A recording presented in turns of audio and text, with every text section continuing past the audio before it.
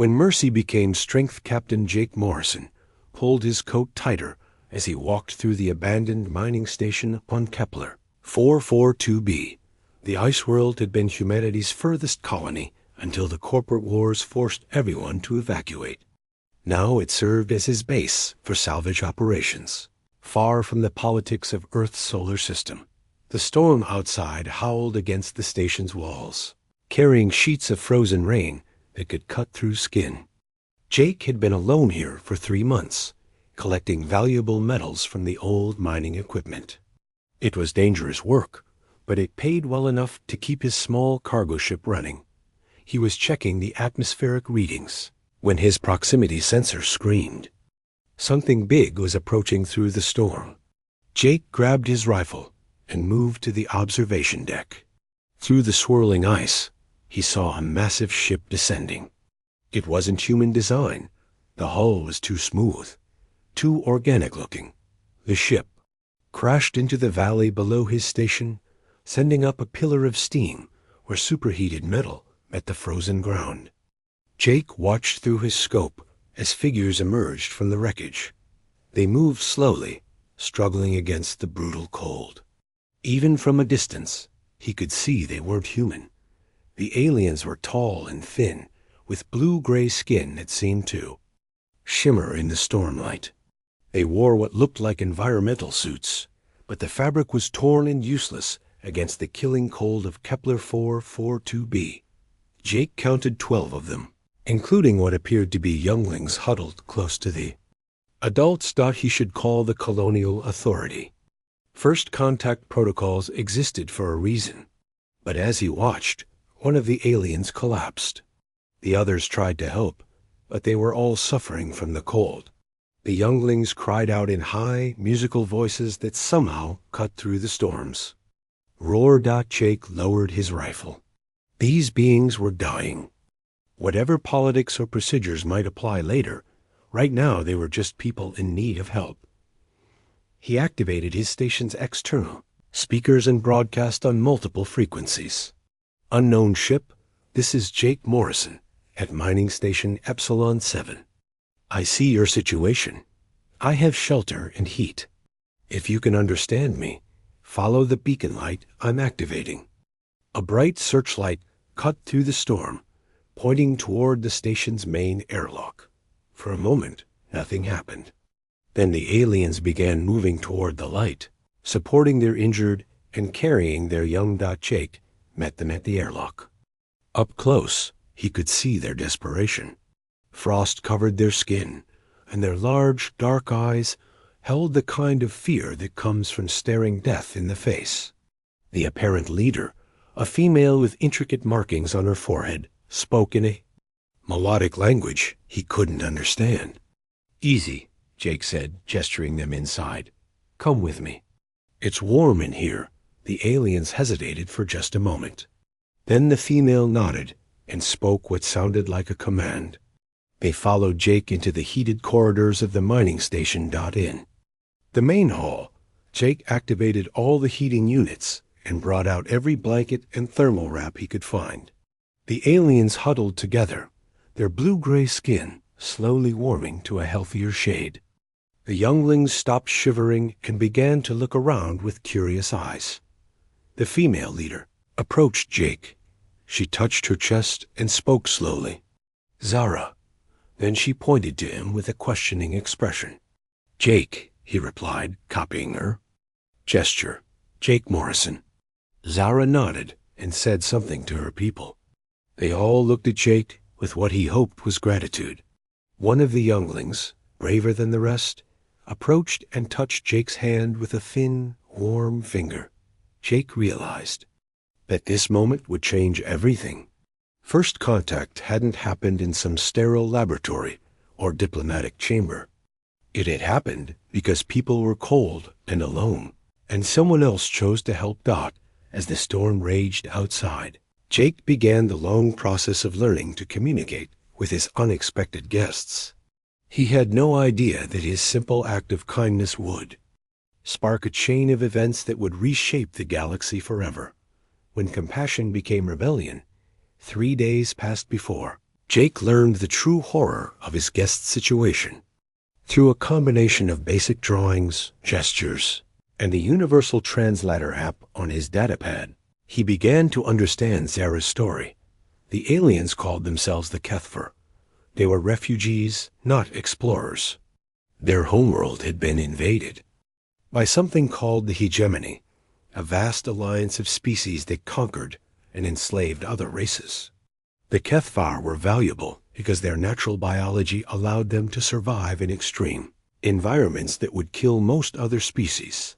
Zara drew pictures of mining operations on frozen worlds, of Kethvar forced to work in conditions that no other species could endure. She showed Jake images of breeding facilities where her people were kept like livestock, producing children who would never see freedom. "We escaped," she said in broken English, the translator helping bridge the gap. "Stole ship, flew far. They follow." Jake felt sick. The wounds he treated on several of the Kethver weren't from the crash. They were from whips and neural prods. The younglings flinched whenever he moved too quickly, conditioned by abuse to expect violence from any creature larger than themselves. On the fourth day, his long-range sensors detected ships approaching. Lots of them. Jake rushed to the communication array and hailed the incoming fleet. The response came immediately, a harsh, mechanical voice speaking perfect English. "Human vessel, you are harboring stolen property of the hegemony. Surrender the Kethver specimens immediately, and you will not be harmed." Jake's blood turned to ice. Specimens. They were calling Zara and her people specimens. "These aren't specimens," Jake broadcast back. "They're refugees seeking asylum. I'm a citizen of the Terran Colonial Authority, and I'm claiming diplomatic protection for them." The alien voice laughed, a sound like grinding metal. "Human, your species is not recognized by the hegemony. You have no authority here. Surrender the property, or we will take it by force." Jake looked at Zara, who had come to stand beside him at the communications console. Her large eyes were filled with terror, but also with a desperate hope. She had trusted him, and now he was all that stood between her people and a return to slavery. "Listen carefully," Jake said into the transmitter. "You want them, you'll have to go through me first."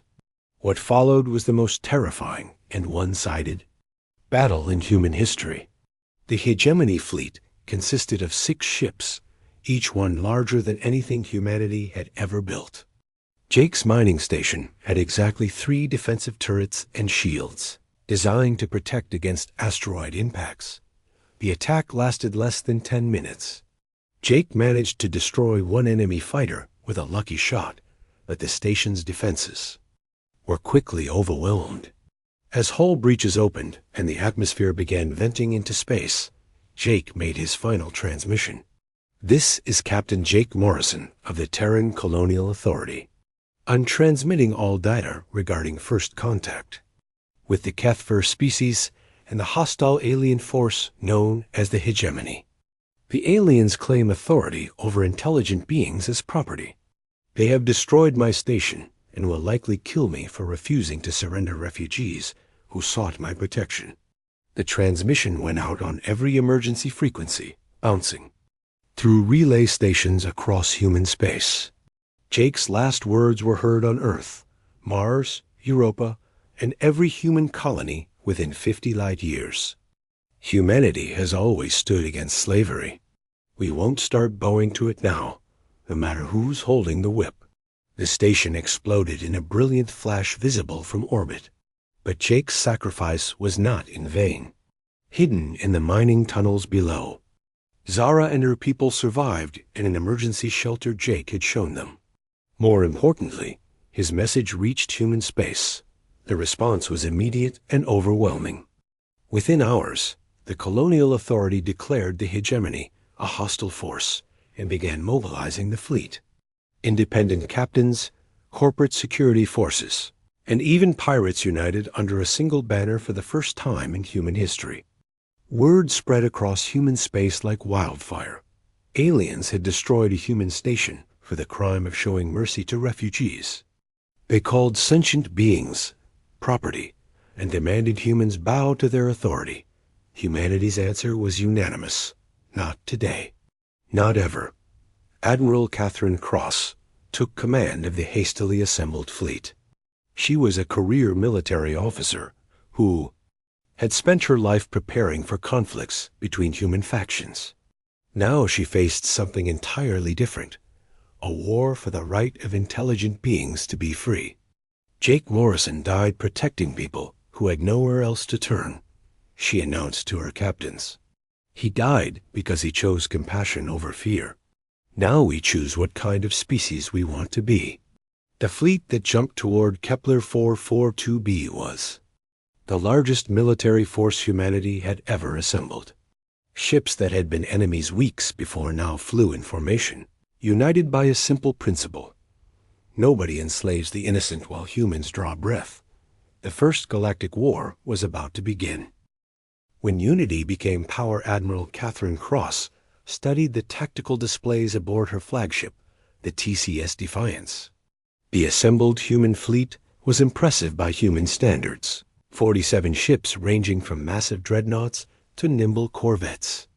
But intelligence reports suggested the hegemony could field thousands of vessels across their empire. Admiral, called Commander David Kim from the communications station, "We're receiving a transmission from the Kepler system. It's one of the aliens Jake Morrison died protecting." Cross moved to the comm station. A translucent image appeared, the Kefvar female named Zara, speaking through the mining station's emergency transmitter. "Human ships," she said in halting English. "Zara speaks. Jake Morrison, hero, died for us. We live because he chose help over fear. We have information, hegemony secrets. We help you fight." Cross leaned forward. "What kind of information?" "Hegemony weak in truth. Many slave species. Billions suffer.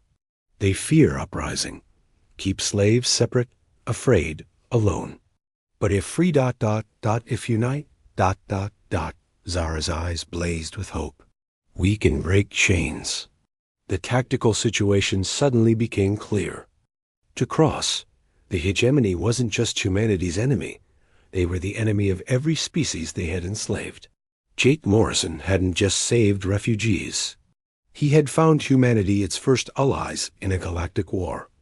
"Zara," Cross said, "we're coming to get you and your people. Then we're going to free everyone we can find." The fleet jumped to hyperspace, destination Kepler 442b, but they weren't alone. Word of Jake Morrison's sacrifice had spread beyond human space. Independent captains from a dozen species, escaped slaves, political exiles, and free traders who had suffered under hegemony oppression began to converge on the system. When the human fleet dropped out of hyperspace, they found themselves part of something unprecedented. Over 200 ships of various designs waited in orbit around the ice world. Species that had never worked together, united by a common enemy and inspired by a human who had chosen to help strangers in need. The hegemony response was swift and brutal. A massive fleet of over 300 ships jumped into the system, led by a species called the Zirathi, cybernetic beings who served as the hegemony's enforcers. The lead Zirathi ship hailed the assembled fleet. "This system is under hegemony. Control. All vessels will surrender immediately or be destroyed. The human species will be evaluated for integration into the Empire." Admiral Cross stood and activated the fleet-wide channel. "This is Admiral Catherine Cross of the Terran Colonial Authority. I'm speaking not just to humans, but to every free being in this system. Today, we choose what kind of galaxy we want to live in." She paused, looking at the faces of her bridge crew. Young men and women who had never imagined they would be fighting for the freedom of species they had never heard of a week ago. The hegemony believes might makes right. They believe intelligent beings can be owned, bought, and sold. They're wrong. Every creature capable of thought and feeling deserves the chance to choose their own path. We're not here to build an empire. We're here to tear one down. The battle that followed was unlike anything in recorded history. The improvised Alliance fleet was outnumbered, but they fought with a desperation and unity that the hegemony had never encountered. Human ships covered the retreat of damaged alien vessels. Kethver fighters used their natural cold resistance to survive in damaged cockpits. A species called the Veltar, who could survive in vacuum, conducted boarding actions on disabled hegemony ships. The turning point came when Zara herself broadcast on all frequencies, speaking in a dozen languages to hegemony slave crews aboard enemy ships. Her message was simple: you are not property. You are not alone. Rise up. Across the hegemony fleet, slave species turned on their masters. Ships that had been fighting the Alliance suddenly began firing on other hegemony vessels. Chaos spread through their ranks as decades of oppression boiled over into open rebellion. When the battle ended, the Alliance had won their first victory. But more importantly, they had proven that the hegemony could be beaten. Word spread across the galaxy through smuggler networks and underground resistance cells. Species that had given up hope began to believe in freedom again. Admiral Cross found herself in command of something that was no longer just a human fleet. Representatives from 37 species requested permission to join what they were calling the Liberation Alliance. Each brought knowledge of hegemony worlds, slave populations, and military weaknesses. In the ruins of Jake Morrison's mining station, Cross held the first meeting of what would become the Galactic Senate. The site was chosen deliberately. This was where one human had chosen compassion over fear, sparking the revolution that would reshape the galaxy. Jake Morrison saved 12 Kethva refugees. Cross said to the assembled representatives, "Because of that choice, billions of beings have hope for freedom. We're going to honor his sacrifice by finishing what he started." The war was far from over, but something fundamental had changed. Humanity had found its place in the galaxy not as conquerors, but as liberators. And across 1,000 worlds, slaves looked up at the stars and whispered Jake Morrison's name, the human who had said, "Come with me," to strangers in need. When freedom became contagious 6 months after the Battle of Kepler 442b, the Liberation Alliance had grown from 200 ships to over 3,000.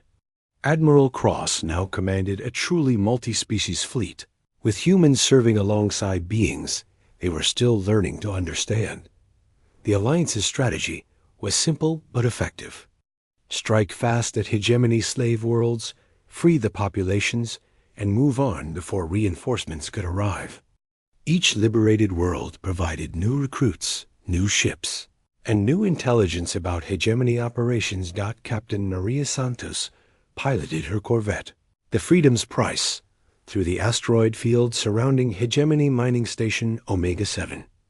Her crew was typical of the new Alliance: 2 humans, 3 Keth-4, a hulking Veltar who could rip apart hull plating with his bare hands, and a Zephyrian whose natural telepathy allowed instant communication with the team. "Visual on the station," reported Kethver sensor operator Thane, detecting over 2,000 life signs, multiple species. "Heavy security." Santos studied the tactical display. The mining station was essentially a massive prison, where hegemony overseers forced slave workers to extract rare elements from asteroids. The workers lived in conditions that would kill most species within weeks. But the hegemony didn't care about casualties. There were always more slaves to replace the ones who died. "Veltar boarding teams are in position," rumbled Grotip from the weapons station. "Zephyrian mind link established with slave populations inside. They know we're coming." The attack began at precisely 0300 station time. Alin ships swarmed from the asteroid field, while Veltar commandos, who could survive in vacuum, infiltrated the station's outer hull. Inside, Zephyrian telepaths coordinated with slave workers to sabotage security systems and guide the boarding teams to key objectives. But the real weapon was hope. Across the station, slaves who had lived their entire lives in bondage suddenly heard the Alliance battle cry, "No being is property. Today you choose freedom." The response was explosive. Maintenance crews turned their industrial tools into weapons. Kitchen workers seized control of the food distribution centers. Even younglings helped by crawling through ventilation shafts. To disable security systems, the hegemony guards found themselves facing not just Alliance soldiers, but every enslaved being on the station. The uprising spread faster than the guards could contain it. Within 4 hours, the station was free. Santos walked through the liberated corridors, watching Alliance medics treat the injured while former slaves embraced their rescuers. She paused. At a memorial wall where the Alliance had begun inscribing the names of every being who had died for freedom. At the top of the list, in a dozen languages, was written, "Jake Morrison, first of the free." "Captain," called her communications officer. Priority message from Admiral Cross. Cross's image appeared on the ship's main screen. "Maria, congratulations on another successful liberation. But we've got a bigger problem. Hegemony High Command has decided we're too dangerous to ignore anymore. They're assembling their grand fleet, over 10,000 ships, including their fortress worlds." Santos felt her stomach drop. The Alliance had grown powerful, but 10,000 ships was an overwhelming force. "There's more," Cross continued. "They're targeting Earth directly. They want to make an example of humanity. Show the galaxy what happens to species that defy the hegemony." The plan was audacious even by Alliance standards. Rather than defend Earth and fight a conventional battle they couldn't win, the Alliance would launch simultaneous strikes against every major hegemony world. If they could free enough slave populations quickly enough, the empire would collapse from within. It was called Operation Shattered Chain, and it required precise coordination across hundreds of light years. Every Alliance ship, from massive dreadnoughts to tiny scout vessels, had a target. The goal wasn't to hold territory, it was to break so many chains at once that the hegemony couldn't possibly respond to all the uprisings. Admiral Cross commanded the operation from her flagship, now orbiting Earth alongside the planet's hastily assembled defenses. If the plan failed, humanity's homeworld would face the full fury of the hegemony. But Cross had learned something important from Jake Morrison's example. Sometimes you had to risk everything for what was right. "All ships, this is Admiral Cross." She broadcast to the assembled Alliance fleet. "In 30 minutes, we jump to our targets. Remember, we're not just fighting for our own species. We're fighting for every being who has ever dreamed of freedom." Across human space, similar scenes played out. Colonial defense forces prepared for what might be humanity's last battle. Corporate security fleets abandoned their usual profit motives to stand with their species. Even the Mars Independence Movement, which had been fighting Earth for decades, sent their entire fleet to help defend humanity's birthworld. On Kepler 442b, Zara stood in the ruins of Jake Morrison's mining station, now transformed into a monument to freedom. Thousands of liberated beings had made pilgrimages here, leaving tokens of gratitude for the human who had started it all. "Jake Morrison," she whispered in English, a language she now spoke fluently. "We remember. We all remember." The hyperspace windows opened simultaneously across the galaxy. 3,000 Alliance ships vanished into the void, each carrying hope to a different enslaved world. Behind them, they left Earth defended by hastily assembled forces and the desperate prayer that their sacrifice would matter. The final phase of the First Galactic War was about to begin, and everything hung in the balance. When liberation became legacy, the synchronized strikes of Operation Shattered Chain succeeded beyond anyone's wildest hopes. Across 67 worlds, slave populations rose up as alliance ships appeared in their skies. Species that had been enemies under hegemony rule united against their common oppressors. The hegemony's communication networks jammed with distress. Calls from 100 different systems. Admiral Cross watched the reports flood in from her command center on Earth. Each successful liberation was marked on the galaxy map with a blue light. Within 6 hours, half the hegemony's territory was in open rebellion. "Admiral," called Commander Kim. "Message from the hegemony Grand Fleet. They're requesting ... negotiations." Cross almost laughed. 6 months ago, the hegemony had demanded humanity surrender 12 refugees. Now they wanted to negotiate with a species they had dismissed as insignificant. The hegemony's supreme commander appeared on the main screen.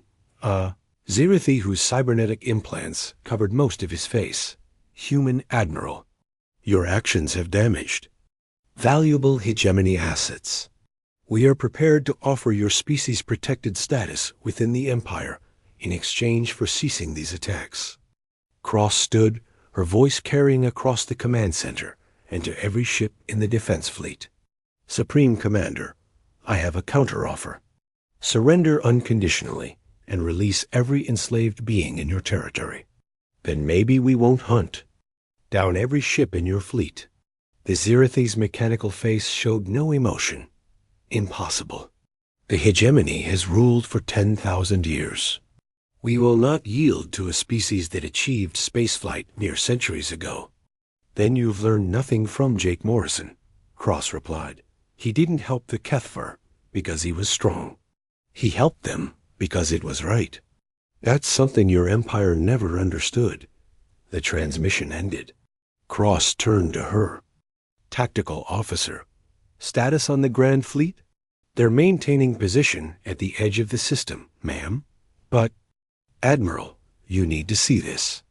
The main display showed the hegemony fleet, but something was wrong. Ships were breaking formation, turning their weapons on each other. The careful organization of the Grand Fleet was dissolving into chaos. "What's happening?" Cross demanded. Zara's voice came over the communication system from her ship in the Alliance fleet. "Admiral Cross, slave crews on hegemony ships receive our broadcasts. They rise up.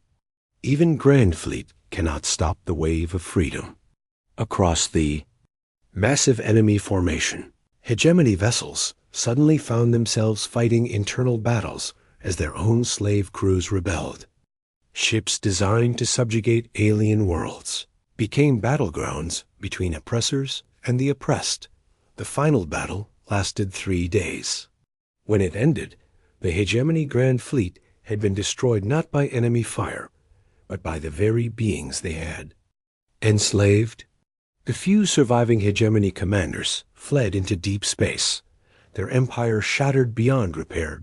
In the aftermath, representatives from over 300 species gathered on Earth for the signing of the Galactic Accords. The document established principles that Jake Morrison would have recognized. No intelligent being could be owned. All species had the right to self-determination, and the strong had a duty to protect the weak. Admiral Cross found herself chosen. As the first Secretary General of what became known as the Terran Alliance, though it was no longer dominated by humans. Earth became the capital, not because humanity had conquered the galaxy, but because a human mining station on a frozen world had become the birthplace of galactic freedom. The memorial to Jake Morrison grew over the years. Beings from across the galaxy came to see the simple mining station, where one person's choice to help strangers had changed everything. Children from dozens of species learned his story, and the phrase, "Come with me," became a universal symbol of hope and assistance. Zara, now the Kethvar representative to the Galactic Senate, often returned to Kepler 442b. She would stand in Jake's old quarters, where faded photographs still hung on the walls, and remember the human who had looked at desperate refugees and seen people worth saving. "My daughter asks about him," she told Cross during one visit. I tell her Jake Morrison was not special human, was not soldier or leader, was just person who chose help over fear. This is why story matters. Shows that anyone can change galaxy. The Terran Alliance grew to encompass thousands of worlds and hundreds of species. Trade routes replaced slave chains. Scientific cooperation replaced exploitation. Former enemies worked together to explore new regions of space and welcome new species into the galactic community. But at the heart of it all remained Jake Morrison's simple lesson. When someone needs help, you don't ask about their species or their past or what they can do for you. You just say, "Come with me." 20 years after first contact, Admiral Cross retired to a small farm on Earth, but she kept a photo on her desk, a grainy image from Jake Morrison's mining station, showing a human and 12 Keth-4 refugees sharing a meal around a salvage table. It wasn't much to look at, but it was the moment that changed the galaxy. The hegemony was gone, but its memory served as a warning. New threats would always emerge. New tyrants would try to enslave the free. But as long as beings remembered Jake Morrison's example, as long as someone was willing to say, "Come with me to those in need," freedom would endure. The First Galactic War was over. The age of the Terran Alliance had begun. And somewhere in the depths of space, on worlds not yet discovered, new refugees looked up at the stars and hoped that someday someone would whisper those 3 simple words that meant the difference between slavery and freedom. "Come with me."